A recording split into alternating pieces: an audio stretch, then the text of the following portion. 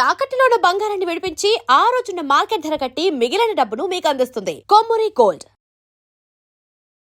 నమస్తే, నేను ముఖేష్.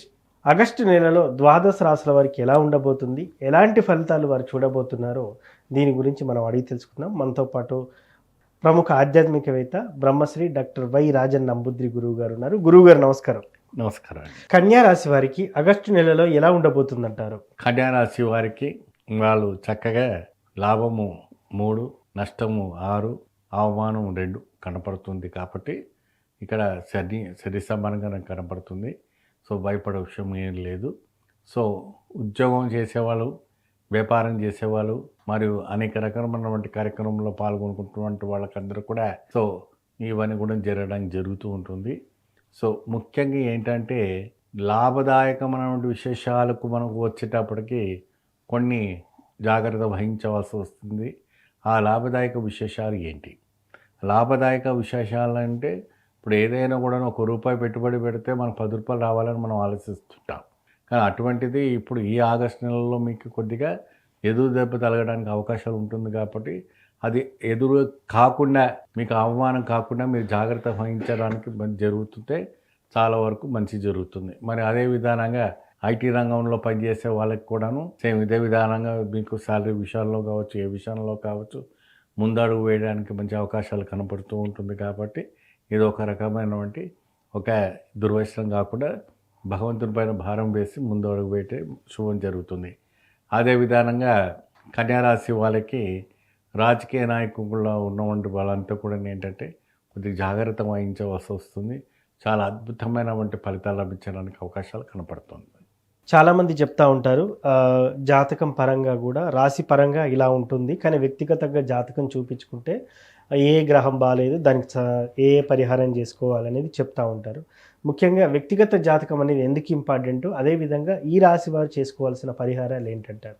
ప్రతి రాశి వాళ్ళు కూడా ప్రత్యేకమైనటువంటి కొన్ని నియమాలు నిబంధనలు ఉంటాయి. వాళ్ళంతా కూడా ఈ రాశికి చేసుకుంటే చాలా అద్భుతమైనటువంటి ఫలితాలు రావడానికి అవకాశాలు కనపడుతూ ఉంటుంది.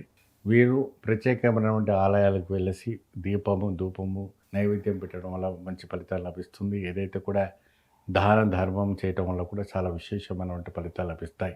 ఈ రాశి వాళ్ళంతా కూడాను ఏదైనా కూడా ఇది చేయటం వల్ల చాలా విశేషమైనటువంటి ఫలితాలు లభిస్తాయి. జీవితంలో ఎదుగుదల పెరగాలంటే కొద్దిగా గట్టిగా మంచి ఫలితాలు లభించడం కోసం చేసుకోవాలి. ముఖ్యంగా మీరు వేసుకున్నటువంటి వస్త్రాలు ఏదైతే నలుపు వస్త్రాలు, నీలపు వస్త్రాలు వేసుకొని మాత్రం ఈ పరిహారాలు చేయకూడదు. చక్కగా మెరూన్ కలర్స్ కానీ, గ్రీన్ కలర్స్ కానీ, లేదంటే వైట్ రంగు, శ్వేతానికి సంబంధించినటువంటి తెలుపు కానీ, తర్వాత బ్లూ కానీ అటువంటివి వేసుకొని, నీలపు రంగు కంటే మెరూన్ కలర్స్ వేసుకుంటే చాలా విశేషమైనటువంటి ఫలితాలు లభిస్తాయి కొన్ని కలర్స్. సో ఈ రాశి వాళ్ళందరూ కూడా ఏంటంటే కొంతమంది దానం చేయటం వల్ల కూడా చాలా మంచి ఫలితాలు లభించడానికి కూడా అవకాశం కనబడుతుంది. ఇతరులకు, పేదలకు కూడా అన్నదానం చేయటం వల్ల కూడా విశేషమైనటువంటి ఫలితాలు రావడానికి అవకాశాలు కనబడుతుంటాయి. ఎంత దానం చేసినా మనకి పుణ్యం లభిస్తుంది తప్ప మనకు పాపం తగలదు. ఎంతటి అన్నిటికన్నా మించినటువంటి దానం అన్నదానం చాలా శ్రేష్టకరం. ఎవరికైనా పేదవాళ్ళకి 11 మందికి 15 మందికి మంచిగా మీకు తోచినంత శక్తి తగినట్టుగా మీరు దానం చేయటం వల్ల చాలా విశేషమైనటువంటి ఫలితాలు రావడానికి అవకాశాలు కనపడుతూ ఉంటుంది. ముఖ్యంగా మీరు ఎక్కువ శాతము ఈ ఒక నాగదేవత ఆలయాలు ప్రదక్షిణ చేయటం వల్ల కూడా మంచి ఫలితాలు లభిస్తుంది. కొన్ని రాశులకి మన అనేక రాశుల్లో కూడా చాలా విశేషమైనటువంటి గోచరించినటువంటి ఫలితాలు లభించడానికి అవకాశాలు కనపడతాయి. అయితే అనేక రకంగా మీరు అమ్మవారి ఆలయాల్లో పెట్టినటువంటి దీపాలు ఏదైతే ఉందో ఆ దీపాలు కూడా వెలిగిస్తుండాలి. రావుకాలం దీపములు పెట్టుకోవడం వల్ల కూడా చాలా ఫలితం లభిస్తుంది. ఈ రావుకాలం దీపాల్లో నిమ్మపండుని చక్కగా ఏం చేస్తారంటే కోసి దాని ఒక రసాన్ని తీసి చక్కగా అక్కడ పసుపుతో కానీ బియ్యపిండితో ముగ్గు వేసి చక్కగా దాంట్లో ఆ ఒక నిమ్మపండులో నువ్వుల నూనె వేసి 2 కానీ 3 కానీ వత్తులు పెట్టి అమ్మవారి ముఖాన్ని కానీ శివాలయం ముఖాన్ని కానీ పెట్టి చక్కగా దీపారాధన చేయటం వల్ల విశేషమైనటువంటి ఫలితాలు లభిస్తాయి. ఇది 7 వారాలు కానీ 9 వారాలు కానీ 21 వారాలు కానీ చేశారంటే మీ జీవితంలో కొత్త మార్పులు రావడానికి మంచి అవకాశాలు కనబడతాయి. మీకు ఈ రాశుల్లో ఇలాంటి సమస్యలు ఏర్పడుతున్నాయి, ప్రతి నెలలో ఇటువంటి ఇబ్బంది పడుతున్నారు. కాబట్టి ఇలాంటి పూజలు చేసుకోవడం వల్ల ఈ రాశి వాళ్ళందరూ కూడా సుఖపడడానికి మంచి అవకాశాలు కనపడుతూ ఉంటాయి. ముఖ్యంగా కందులు, కందగడ్డలు ఇటువంటివన్నీ కూడా దానం చేయడం వల్ల కూడా మంచి లాభదాయకం రావడానికి జరుగుతుంటుంది. ఎందుకంటే కందదీపం ఎందుకు పెడతారంటే దీనికి భూమికి సంబంధించినవంటి అంటే భూమి వ్యాపారం, మీరు భూమి అమ్ముకోవాలనుకున్న, భూమి కొనుక్కోవాలనుకున్న, మరి ఇంకా వేరేదైనా చేయాలంటే కందదీపం పెట్టడం వల్ల కూడా మంచి పని చేస్తారు. కందదీపం ఎవరికి పెడతారంటే వారాయణ అమ్మవారికి పెడుతుంటారు. ఈ వారాయణ అమ్మవారికి పెట్టడం వల్ల చాలా విశేషమైనటువంటి ఫలితాలు రావడానికి అవకాశం ఉంటుంది. దాని చుట్టూ చక్కగా పసుపు కుంకుమ పెట్టి కందని ఇది దొంతలాగా చేసి చక్కగా లోపల ఆవు నెయ్యి కానీ నువ్వుల నూనె కానీ పోసి మంచి వత్తి పెట్టి దీపాదన పెట్టుకోండి. చాలా విశేషమైనటువంటి ఫలితాలు లభిస్తుంది. ఇది ఎప్పుడెప్పుడు చేయాలంటే ప్రతి మంగళవారము, ప్రతి అమావాస్య, ప్రతి పౌర్ణమి ఇలాగ చేసుకుంటూ పోతుంటే చాలా విశేషమైనటువంటి ఫలితాలు రావడానికి అవుతుంది.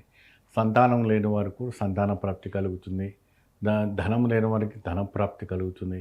ఆరోగ్యపరమైన క్షీణించిన వాళ్ళకు కూడా అటువంటి వాళ్ళకు కూడా మంచి ఆరోగ్యపరమైన యోగదాయకం రావడానికి కూడా మంచి అవకాశం కనబడుతుంది. మిత్రులారా, మీరు ఇంకా శ్రద్ధ వహించి భక్తిపూర్వకమైనటువంటి శ్రద్ధతో ఈ యొక్క కార్యక్రమాలు చేస్తే అలౌక్యమైనటువంటి ఆనందంతో పొందడానికి అవకాశం కనపడుతూ ఉంటుంది. మిత్రులారా, భయపడే విషయం ఏమీ లేదు. దేవుడు ఎప్పుడు మీ వెంట ఉంటారు. భగవంతుడు ఎప్పుడు మీ తోడు ఉంటారు. పరిహారం అనేది చాలా ముఖ్యము. చెప్పిన విధానం వంటి పరిహారం చేసుకోవడం వల్ల అలౌక్యమైనటువంటి ఆనందంగా లభ్యం అవుతుంది. సో మీరు చెప్పినట్టు చేస్తే నిజంగానే మెరుగైన ఫలితాలు పొందవచ్చు అంటారు? 100% పొందుతారు. సో ద్వాదశ రాశుల వారికి ఎలా ఉండబోతుంది, వారు ఏ పరిహారం చేసుకుంటే బాగా కలిసి వస్తుంది, ఏ దానం చేయాలి, ఏ దేవుణ్ణి ఆరాధించాలని చాలా చక్కగా చెప్పారు గురూజీ. ధన్యవాదాలు.